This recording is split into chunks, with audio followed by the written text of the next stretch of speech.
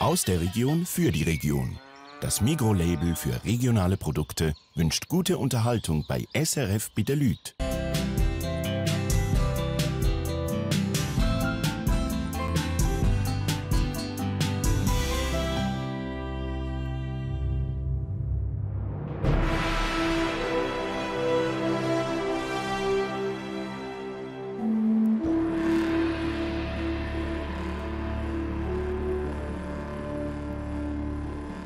Die Schweiz. Das ist das Land der Berge, der Seen, der Flüsse, der Wälder und der Täler. Die Schweiz, das ist das Land mit den unglaublichsten Landschaften auf kleinstem Raum. Und auch wenn wir das Gefühl haben, wir kennen alles, die Schweiz, das ist das Land der unbekannten und vergessenen Flecken. Einer von denen ist das Klettgau. Ein Tal nur ein paar Kilometer westlich von Schaffhausen. Da gehe ich tief unter die Erde in eine Kalksteinhöhle. Ich treffe mich mit einem Jagdaufseher zum Sikawild beobachten und ich darf beim Grenzwachtkorps als Praktikant mithelfen. Verhaltenszeichen machen mit der Stablampe. Nachher tust du ihn runter, wenn er näher kommt. Okay. Das ist SRF bei den Leuten. Wunderland.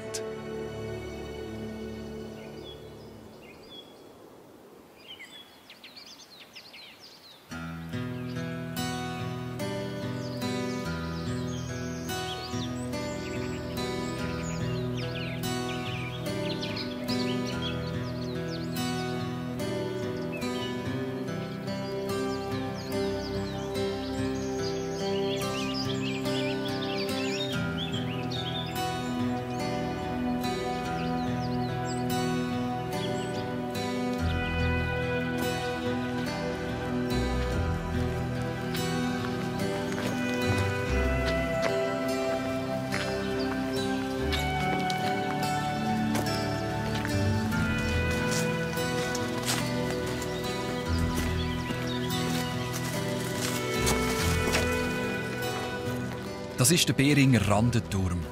Von da oben runter hat man die beste Aussicht ins Klettgau. Herrlich.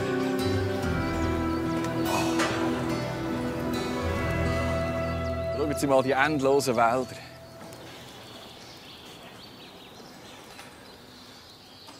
Wir haben schon ein Schwein mit dem Wetter. Grüezi miteinander, liebe Zuschauerinnen und Zuschauer. Herzlich willkommen zum Wunderland aus dem Klettgau. Wir sind im nordöstlichsten Zipfel der Schweiz. Und da ist Schaffhausen, wenn man vom Bodensee aus am Rhein entlang geht. Von dort ist das Klettgau ein Katzensprung weg. Das Tal ist begrenzt vom Nord- und dem Südrand und geht bis an die deutsche Grenze, zu Trasadingen. Der bekannteste Ort ist Hallau und seine Rebberge. Das ist das Land vom guten Wein, von den Leuten mit dem lustigen Dialekt. Aber neben all diesen spannenden Leuten und den lässigen Geschichten, die wir Ihnen in den nächsten 45 Minuten zeigen wollen, gibt es hier im Klettgau auch viel warme Luft, die aufsteigt. Aber die braucht es, weil wir wollen noch mit so einem mit Luft, mit einem Segelflüger. Das Klettgau gilt als Eldorado der Segelflüger.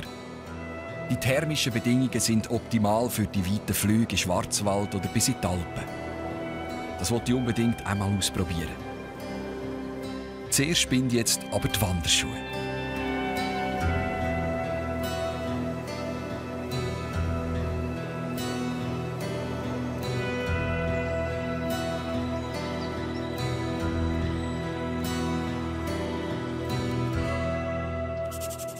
An meinem ersten Tag wandere ich vom Wäldern Randenturm aus durch die Talsohle in die grossen Wälder. Dort gehe ich unter Tag in ein wenig bekanntes Loch, und das heisst Starolli. Ganz in der Nähe treffe ich einen Mundartschriftsteller auf der Ruine Radegg. Und im Grenzwald wollte ich Sikawild beobachten.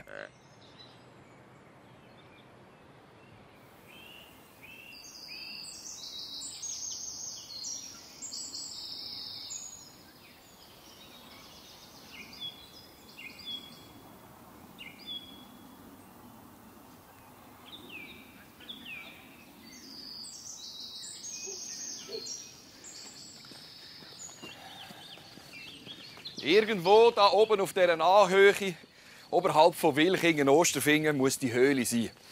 Es gibt nur ein paar Leute im Dorf scheinbar und vielleicht ein paar wilde Tiere und auf alle Fälle der Lehrer, der Ralf Züllig, der den Eingang zu dem Loch kennt. Das Loch ist ein gut gehütetes Geheimnis im Klettgau.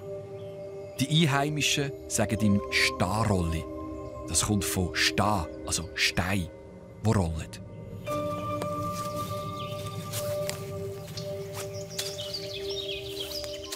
Er ist der schaut, dass sie nicht runterfallen ohne Sicherung. Es gibt nicht Mengen, die die Höhle besser kennt als der Ralf Züllig. Immer wieder zieht es nicht ab. Die Höhle ist aus Kalkstein, weil das Gebiet hier, das gehört zu der Jurakette.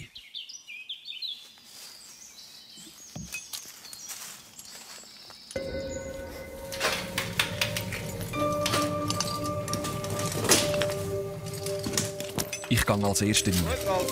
Also bis auf den ersten Zwischenboden. Nein, ist frei, ich bin unten. Kann ich kommen? Ja.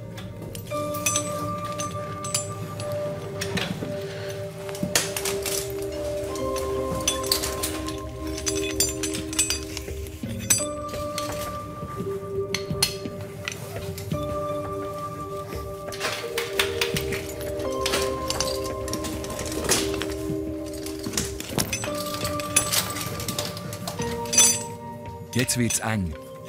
Richtig eng. Pränatale Erinnerungen aus dem Geburtskanal werden wach. Haha. Ja. Aber es lohnt sich. Jetzt tut sich da unten eine neue Welt auf. An einem Ort, wo man das so nicht erwarten würde.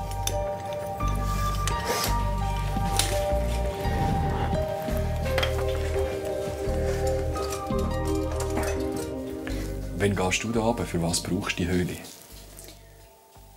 Also, andere gehen haben spörteln, irgendwo biken oder irgend so etwas machen. Und ich gehe dann in so eine Höhle, da kann ich mich wunderbar entspannen.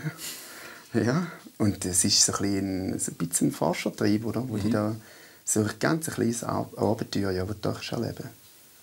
Also dann kletterst du die ersten paar Sachen, ein paar Tritte ab und bist völlig in einer anderen Dimension wieder.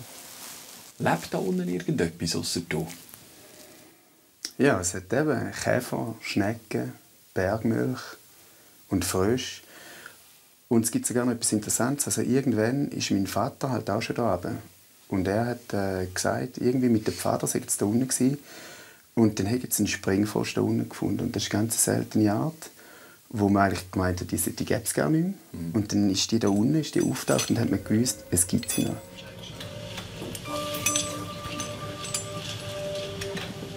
Von dieser Grotte aus geht es noch mal etwa 7 Meter tiefer runter. Du machst einen TikTok nicht.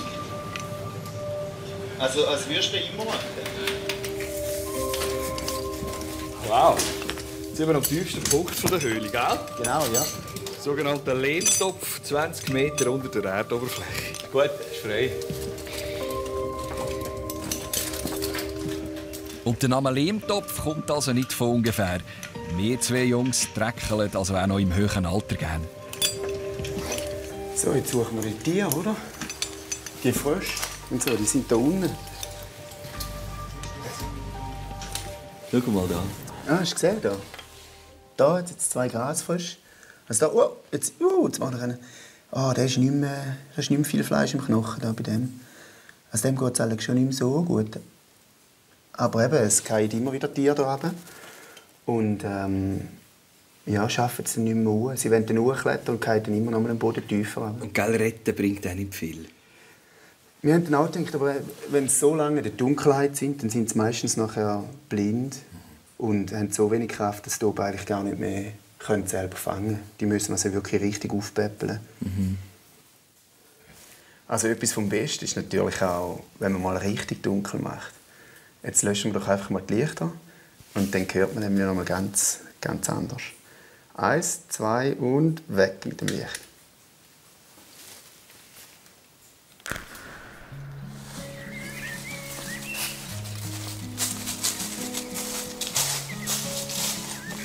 Zu meinem nächsten Ziel ist es eine gemütliche Wanderung durch den Wald.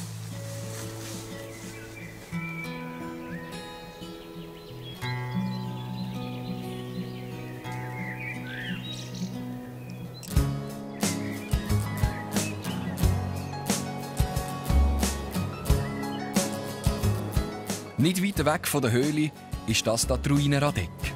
Eine Burg aus dem Mittelalter. Dazu gibt es eine alte Sage, die der Mundartschriftsteller Hans Ritzmann bestens kennt. Auf dieser Burg hat einmal ein Mädchen gelebt. Mit seinem Vater und seinen 7 Brüdern. Die Mutter hatten sie nicht mehr und das Mädchen ist aufgezogen worden von einer alten, guten Magd. Die Brüder und der Vater sind nach dem Tod von der Mutter immer wilder geworden, haben Kaufmannszüge überfallen, haben Gefangene gemacht und haben sie eingelacht, bis sie das Lösegeld bekommen haben. Und dann ist einmal ein besonderer Vogel geraten, ein reicher Ritter. Und der reiche Ritter ist auch im Verlies gelandet. Das Kätterli hat sich auch um ihn gut gekümmert. So gut, dass sich der in sie verliebt hat und sie heiraten. Das Kätterli hat es aber nicht annehmen. Sie werden in der Armee gebraucht, hat nicht abhauen mit dem Ritter. Die Burg ist dann eines Tages von Finden angezündet worden und das Kätterli konnte nicht fliehen. Und das Kätterli, da können wir eben heute noch manchmal in einer moorhellen Nacht sehen. Da sitzt sie auf dem Turm oben in einem Nebelschleier und wartet auf den, der es erlösen kann. Was machen Sie, dass der Klettgauer Dialekt nicht verschwindet? Sie tun ja immer hinten noch ein Ending kehren, oder? Ja. Da ist ein Ending und ein Sitzing. Es gibt eine Sitzung und kein Ending. Und ein Schübling in einer Zeitung. Ja, genau. Und eine Versammlung. Eine Versammlung. Haben wir auch noch. Und da gibt es noch den schönen Satz von Schlaten. Zahne voll Sapfen, die Later oder abschlapfen. Ja, aber jetzt haben sie halt nicht so eine schöne A, wie die Schaffhauser haben. Wie geht denn da an? Weil die Schaffhauser haben ein hell A und ich finde, das ist das Schönste an der Schaffhauser Sprache. Mit dem A, mit dem Doppel-A geschrieben, kann man in 4 Buchstaben kann man ein ganz harmes Gefühl ausmalen. Ja. Ja. Ham. Wir gehen Ham bei uns. Ham. Ja. Unser Altersheim, Zwilchingen, heisst Altersheim. Ja. Oder? Und das Doppel-A, das ist, nebst dem In-Ending, ist da die Haupt... also die Spezialität der Schaffhauser Mundart. Und Sie sind lang im Gemeindehaus, oder? Ja, aber das ist jetzt wieder ein Unterschied. Ja, was? Da ist jetzt von Familie zu Familie. Der Albert Berchtold schreibt zum Beispiel Meindhaus, und zwar mit einem P. Meindhaus. Meindhaus? Ja, Meindhaus mit Müs. Was? Müs? Müs, wissen Sie ja, was das ist, oder? Müs? Aber ja, das ist eben Müs. Also ein G und ein M zusammen gibt ein P? Ja. Okay. Müs. Zum Wohl. Oder gemütlich, so wie wir es zwei haben.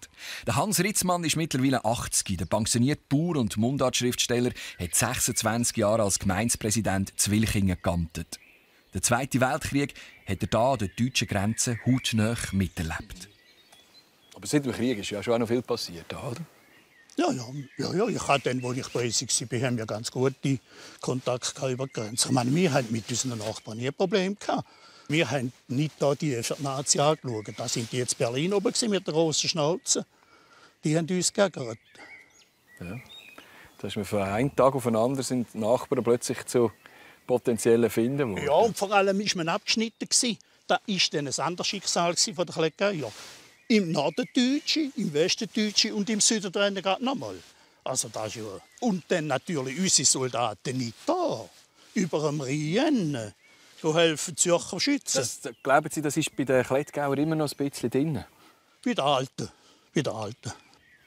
Zum also, Wohl. Was trinken wir eigentlich? Ich nehme schwer an. Also Blauburgunderland. Immer Blauburgunder. Am Hans hätte ich noch lange zuhören. Der Mann hat so viel erlebt. Ich muss aber weiter. Mein Weg führt mich die Radegger Halde durch einen Flumeichenwald. Das sind Bäume, die eigentlich im Süden wachsen. Hier im Klettgau ist es aber genug trocken und warm, dass sie überleben. Der Urwald erforscht sogar die ETH.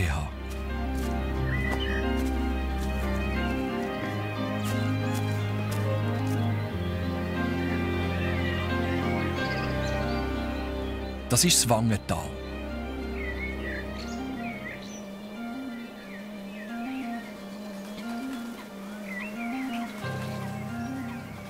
Ein idyllischer Flecken. Das Biotop hier ist aber vor 10 Jahren künstlich angelegt worden. Freiwillige haben in vielen Arbeitsstunden einen neuen Lebensraum für einheimische Tierarten eingerichtet.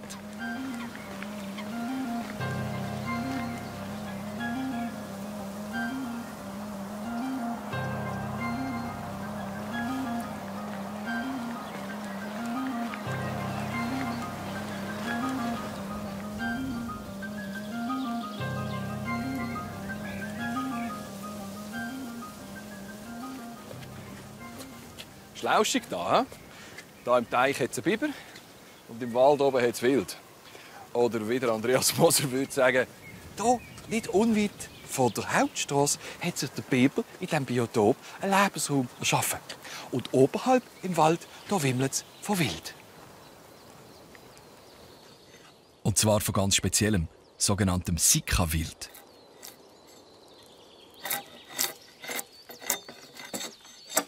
Und er kennt die Tiere besser als alle anderen.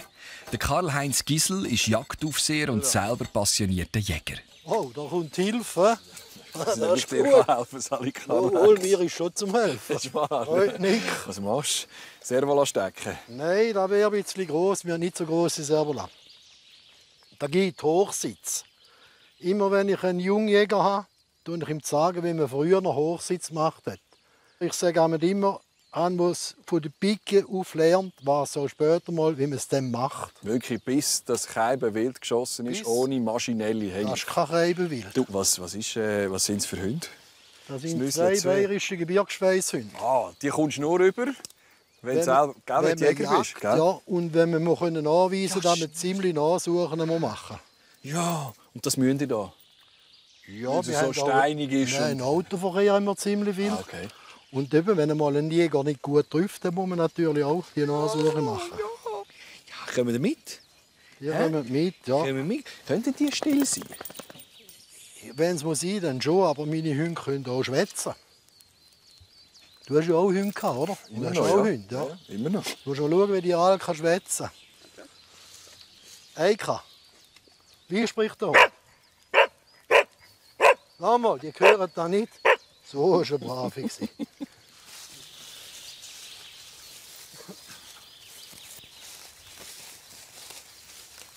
Wo sind sie denn jetzt? Der Karl-Heinz ist seit 30 Jahren Jagdaufseher zu Wilchingen. Sein Revier, das sind 340 Hektare Wald. Ein Hund hat ja x-tausendmal die bessere Ja. als mir. Ja. Bei seinen Kontrollgängen ist er immer mit einem Bein in Deutschland.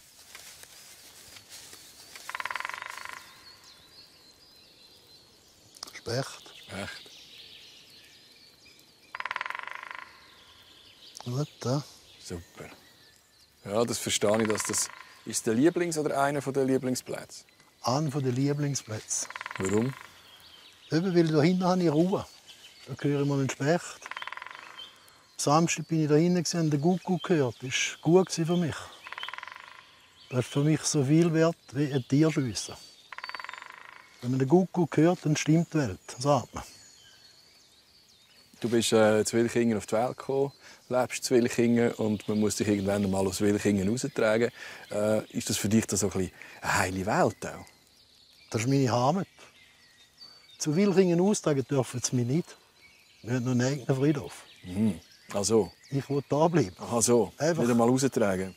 Zum Haus austragen können sie mich, aber zu Wilchingen aus nicht. Ich stehe jetzt übrigens in Deutschland und der Karl-Heinz ist in der Schweiz. Kannst du mir aber sagen, wieso du anstatt in Deutschland stehst? Was steht auf dem Stein? Da kann ja ein Gemeindestein sein oder sonst irgendetwas.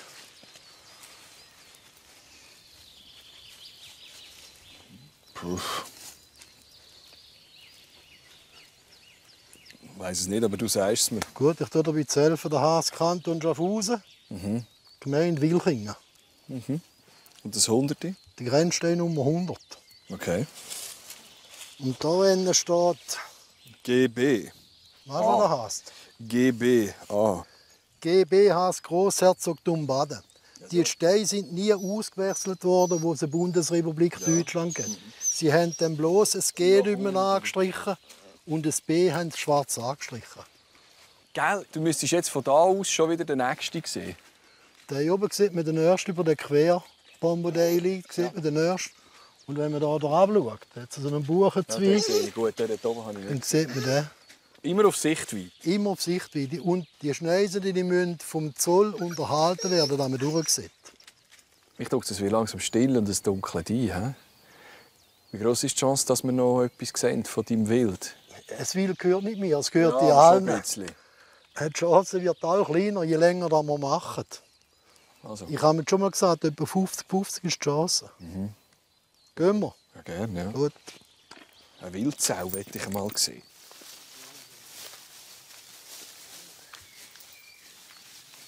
Rund 1000 Stück von dem Sika-Wild gibt es in dieser Region. Ursprünglich sind sie aus Asien.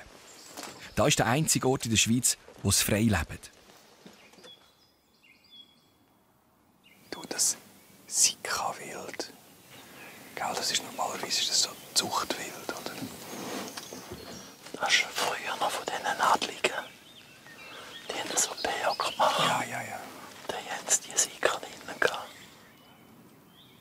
Und wo die Franzosen im Zweiten Weltkrieg einmarschiert sind, haben sie das Wild freigelassen.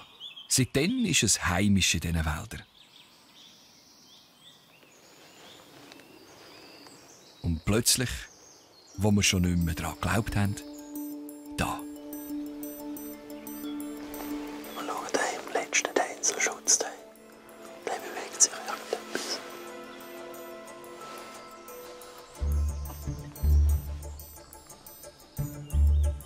Ja, schau jetzt. Das ist eine Kuh. Sag doch mal. Und differenzierst du eine Kuh? Meistens schon, ja. Ja, das ist eine Kuh.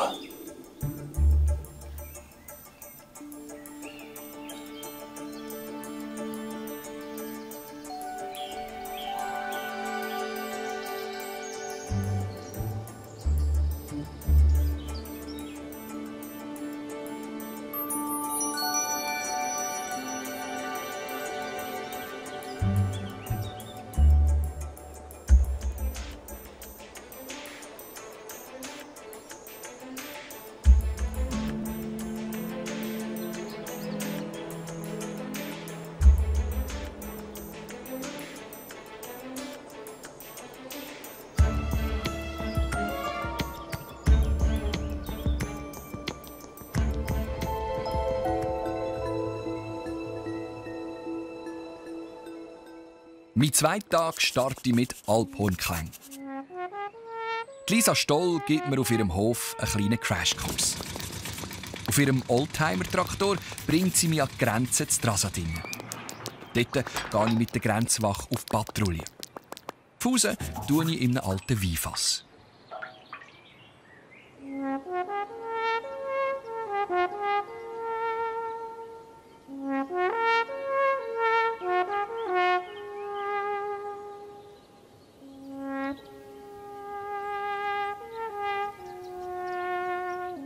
Das ist sie, die berühmteste traditionelle Alphornspielerin der Schweiz.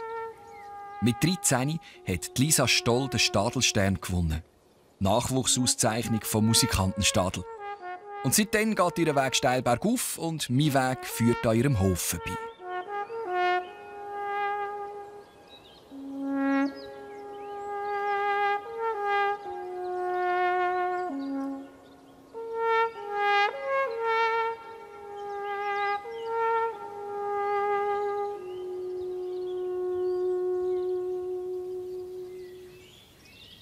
Schön. Ha? Herrlich, wie die Lisa spielt, wie ein Engel. Göttlich. Ist das für dich Erholung und Meditation so etwas, oder ist das Herztraining? Es ist beides, aber es ist wirklich auch Erholung. Wie reagieren die Häuschen dort vorne im Trasadingen vorne, wie du spielst? Es ist lustig, wenn ich einmal am Abend spiele. Und wenn ich am nächsten Morgen einmal ins Dorf gehe, dann kommen die Leute auf mich zu und sagen, sie seien am Abend auf dem Balkon geguckt und haben es genossen. Exklusiv Lisa Stoll auf dem Balkon. Ja. Da bist du daheim auf dem Blomberg. Ha? Genau, ja. Ist es schwierig, von da wegzukommen? Von da wegzukommen? Ja, irgendwann einmal. Ich bin schon sehr verbunden mit meiner Heimat und ja, mir gefällt es da auch, aber ich denke, irgendwann wird es mich sicher mal noch wegziehen. Du hast natürlich auch das Glück gehabt, dass du die ganze Welt schon gesehen hast, oder? Als 12-, 13-Jähriges bist du schon weg und hast schon in China gespielt und schon in Dubai im Wüstensand das Horn geblasen. Hä? Das stimmt. Ich habe natürlich ein wahnsinniges Privileg, wenn ich schon alles erleben durfte.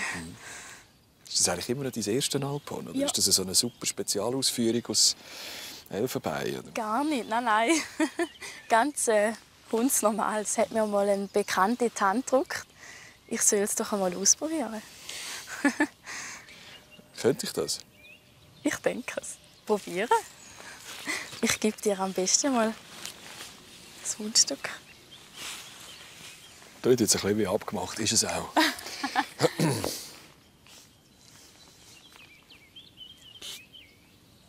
Die Lippen aufeinander pressen und ich habe mal Kornett gespielt. Ja, genau das Gleiche.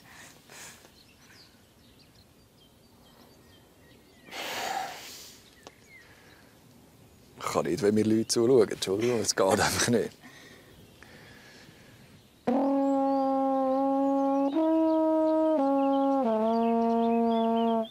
Das ist wow. Stille Nacht. Ah. Ja.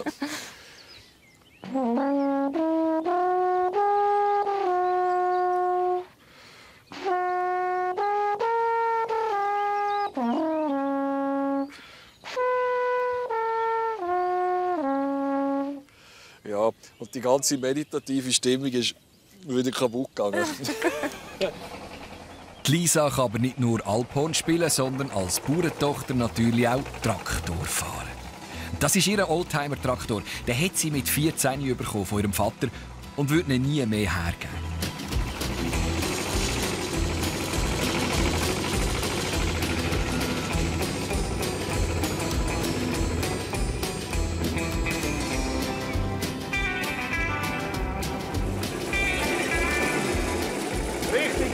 Dinge.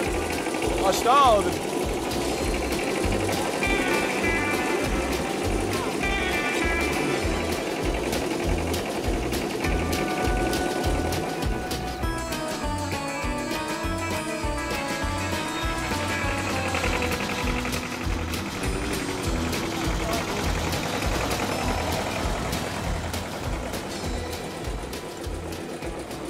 Das ist Deutschland, gell? Und nachher vorne dran ist Straßending. Ja, genau, da vorne. So, jetzt gehe ich mal an die Grenze. Ja. Nicht an die Grenze von mir selber, sondern an die Grenze vom Land. Ciao, Lisa Motzler. Alles Gute. Danke. Tschüss. Ciao. Und da vorne habe ich abgemacht mit dem Grenzwacht. Jetzt gehen wir mal Schmuggler jagen. Fast das ganze Klettgau ist umgeben von Deutschland. 150 Kilometer Grenze sind es im Kanton Schaffhausen.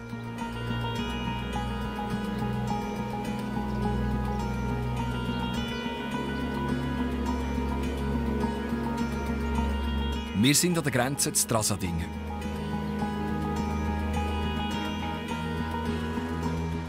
Daniel Schmidiger und Alexandra Springer sind Grenzwächter.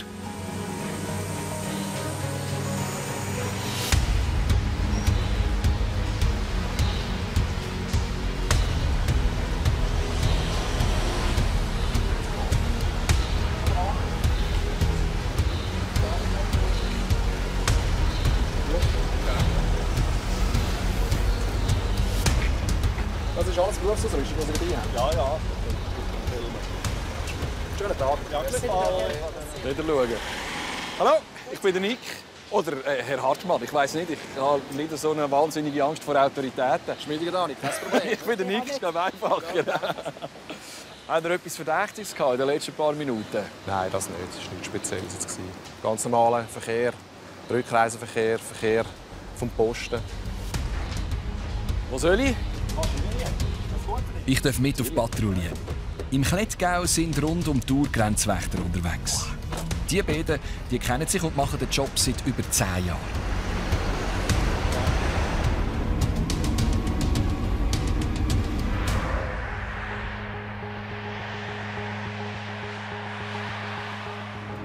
Wo gehen wir her? Jetzt gehen wir auf Unterneuhaus. Wir haben dort einen Platz ausgesucht, wo wir eine gemeinsame Kontrolle machen mit der zweiten Equipe. Die Equipe kommt aus dem Schaffhausen Ost. Es sind auch 3 Mann, wir sind ja auch das dritte. Machen wir eine gemeinsame Kontrolle.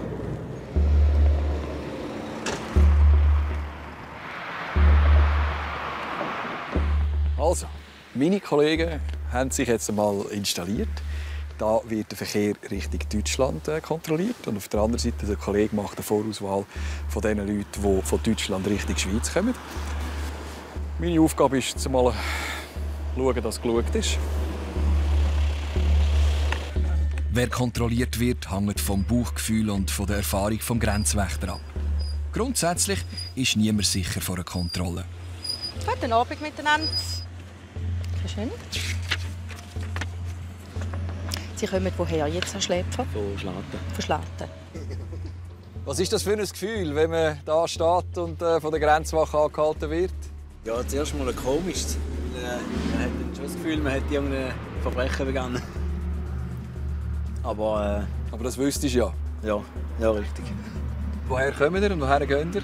Wir kommen von Schleitheim und gehen Richtung Bülach. Wir müssen dann an eine Jungschihöck. An eine Jungschihöck? Genau, ja. Jungschar? Ah, da sind ihr ja so etwas von christlich, oder? Da könnt ihr ja nichts verbockt haben. Nein. Halleluja.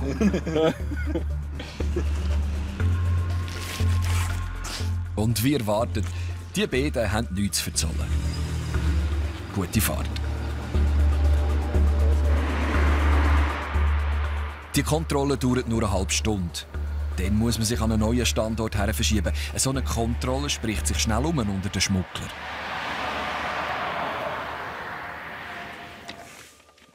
So, jetzt müsst ihr sagen, was ihr macht hier. Machen wir eine mobile Kontrolle. Kannst du mitwirken? Das wäre jetzt gerade eigentlich Ja. Habt ihr, oder einfach auch in anderen Kombinationen unterwegs sind, das zweite, so in einer Nachtschicht, hat man da so ein stilles Abkommen, was man miteinander reden und was nicht? Nein, das gibt es nicht. Nein, das nicht. Das gibt natürlich Nachtdienst. Es kommt auch immer darauf an, wie der Kollege mag oder nicht. Oder? Das ist ja immer Gibt's das? Das Menschliche. Das kommt, ganze Nächte mit einem zu verbringen, das muss ja schlimm sein. Da gibt es halt schon auch, ja. Das ist schlimm. Was heisst schlimm? Eben. Also ich denke, auch je älter du bist, desto besser kannst du mit so etwas umgehen. Ich glaube, dass ich in Zukunft nicht weniger Respekt habe vor euch, aber ich glaube, ich gehe ein bisschen lockerer über die Grenzen. Ich bin auch so einer, der ein bisschen Herzflattern hat, jedes Mal. Auch wenn ich nichts weiss, also ich habe nichts hinten drin. Erlebt ihr das? So die verschiedenen Aufregungen auch von Menschen? Auf jeden Fall. Eben, es gibt derartige Leute, die herfahren, von lauter Schlottern, würgen den Motor ab auf der Straße. Darf ich auch irgendwann mal etwas Richtiges machen? Noch? Das wäre noch etwas. Jetzt als Praktikant bei uns, oder? Hast du wollen? Kannst du übernehmen an der Straße fahren? Ich komme mit dafür. Und was machen? Kannst du dir einen aussuchen. Sauberes Haltezeichen machen mit der Stablampe. Das Fahrzeug kommt näher. Nachher tust du ihn runter, wenn er näher kommt. Okay. Jetzt gut. Gehen wir. Machen wir immer zu bei uns. Genau.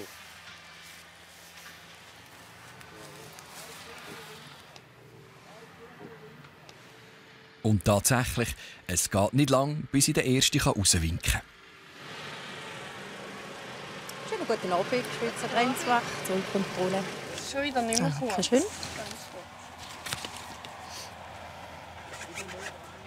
Kleinen Augenblick. Du kurz das Ausweispapier prüfen. Schnell warten im Fahrzeug.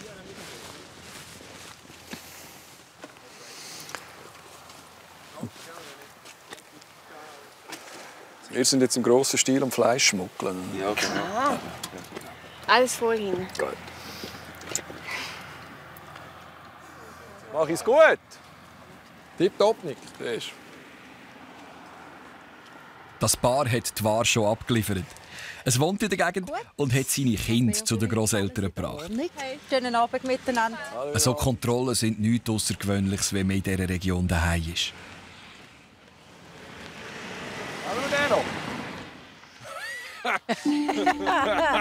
Blut geleckt, ne?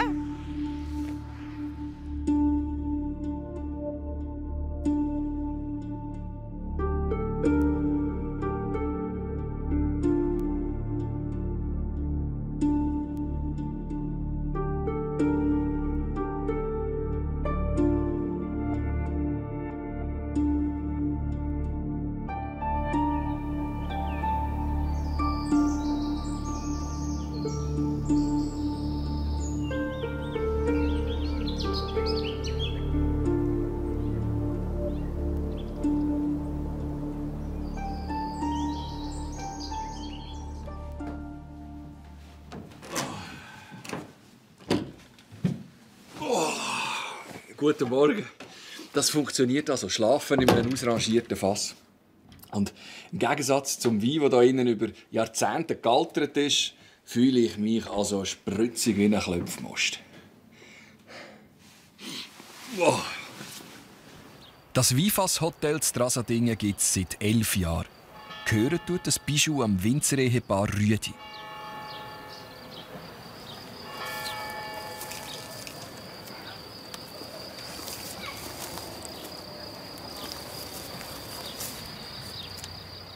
Das ist der Andres.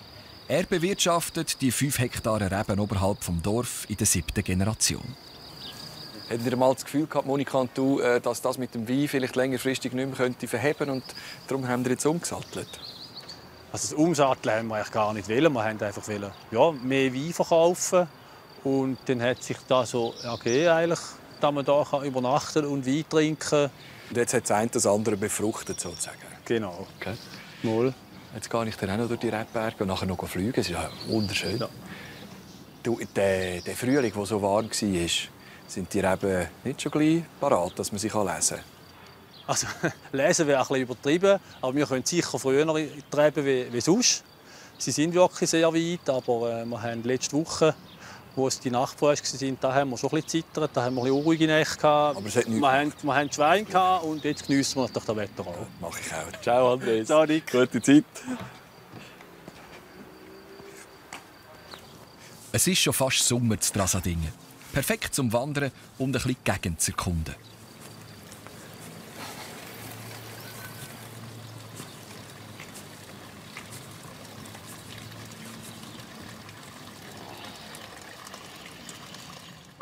An meinem letzten Tag im Klettgau steuere ich meinem Ziel entgegen. Auf einem der vielen Wanderwege durch die Rebberge führt mich mein Weg auf das Flugfeld von Schmerlat, zu den Segelflügern.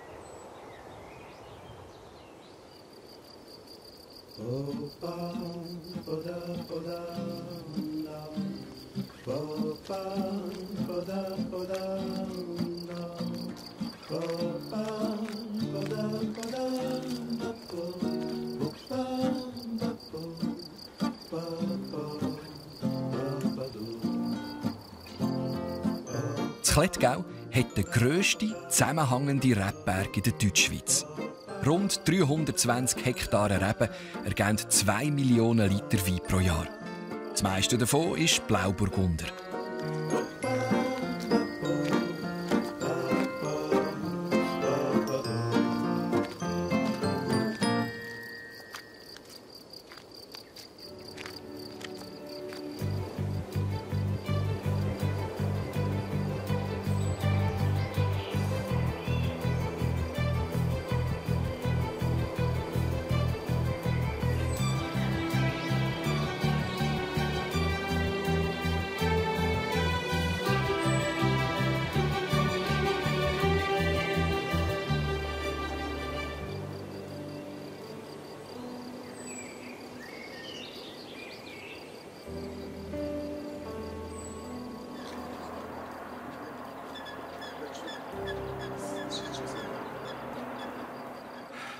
Es ist ein wunderschöner Tag, richtig gut zum Wandern, aber natürlich auch Flugwetter. Jetzt wollen wir das Klettgau zum Schluss der Sendung noch aus der Luft raus anschauen.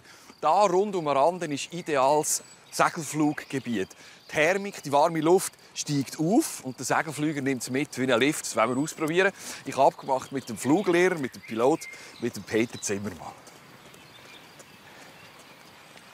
Mein Captain. Einer, der das Fliegen im Blut hat. Sowohl beruflich wie auch privat. Ja, den muss ich nicht mitnehmen. Jetzt, du kannst vorne nie sitzen. Darf ich da überall draufstehen? Ja, das. Wir müssen es nachher wieder rausstaubsaugen. Voilà. Ist jetzt auch nicht so bequem, aber für die Vorflugkontrolle lange da. Gut. Ja, so unbequem ist das nicht. Ich kenne wenig Hobby, wo man liegen kann. Ja, es ist nicht immer ganz so relaxed. Machst du es wegen dem? Ja. Nein, liegen und die Aussicht geniessen. Also, dass du mal die Steuer ausschlagen. Ich gehe am Flügel raus.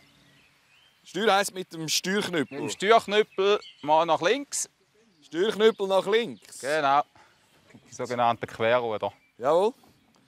Das checken wir alles, he? Genau. Jetzt noch, weil in der Luft oben ist es eher schwierig. Jetzt kannst du mal den blauen Hebel auf der linken Seite, die Bremsklappen ausfahren. Hinterher ziehen? Genau. geht ein bisschen streng, genau. Aha. Voilà. Sehr gut. Das ist gut. Kannst du wieder rein tun. Es gibt, glaube ich, wenig richtige Bubentraum-Hobbys, aber das ist eins. Das ist eins. Hä? Das ist eins. Gell? Gut, kannst du mal ziehen, ja genau. Hör, oder? Stossen, genau. Wunderbar. Sehr gut. Funktioniert alles. Du bist noch keine 40 und fliegst die fast grössten Maschinen der Welt. Du bist Jumbo-Captain, Boeing 747. Und gleich fliegst du immer wieder solche Flüge. Also, da muss schon noch etwas dran sein. Ja, es hat ein gewisses Suchtpotenzial, ja. Ja, wieso denn? Ja, also es ist schon eine andere Flügerei. Man ist ein bisschen mehr näher bei der Natur, ein bisschen weniger reglementiert. Und ja, ich geniesse die Challenge. Also, die Tage, seit wir jetzt da sind, ist mir immer wieder aufgefallen, wir sind genau über dem Anflug von Zürich, gell? Vom grossen Flughafen. Genau. Stören die uns nicht? Oder wir sie? Nein, wir kommen gut aneinander vorbei. Wir haben unsere Lufträume, die wir anmelden können beim Tower in Zürich. Und dann wird der Anflugverkehr von Zürich leicht höher gehalten, dass wir unten durch können. Nein, wirklich? Extra ja? Wegen uns? Genau.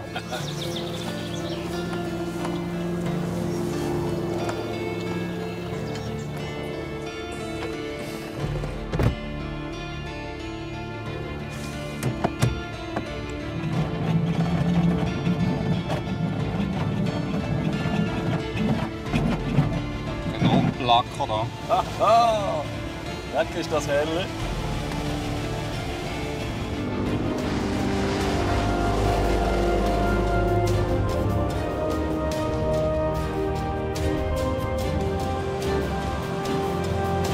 Ist das gemütlich? Das ist gemütlich, oder?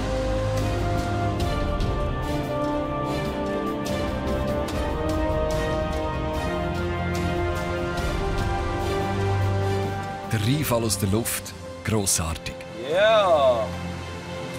Das ist wunderschön, die Stadt Schaffhausen auf der rechten Seite. So, liebe Schaffhausen, nicht so schlecht von oben runter. Ja. Das Schleppseil wird ausgeklinkt und jetzt sind wir alleine unterwegs. Nur wir mit der Thermik. Da geht's nach. Fühlst du mit an der Steuer, Nik? Komm gerade, ich bin noch schnell am Fötterl. Ah, gut. Solche Fotos gibt es übrigens auf Facebook zum gerne haben.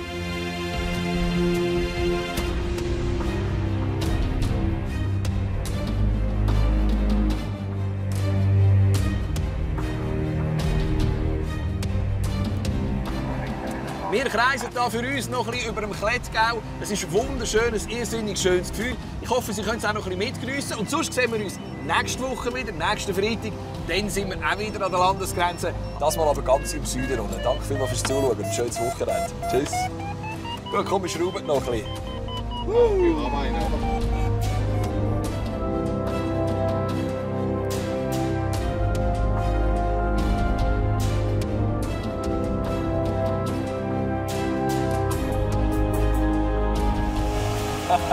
Senko!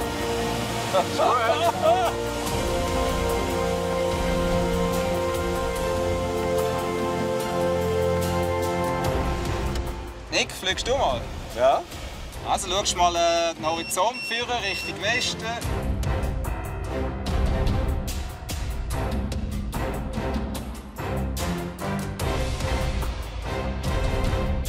Nächsten Freitag ist der Nik im Valle di Bijou unterwegs. Dort nicht in der Luft, sondern auf 2 Rädern. Da geht es jetzt weiter mit der ersten Folge von Wildes Brasilien.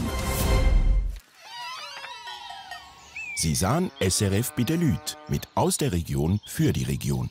Das Mikrolabel für regionale Produkte.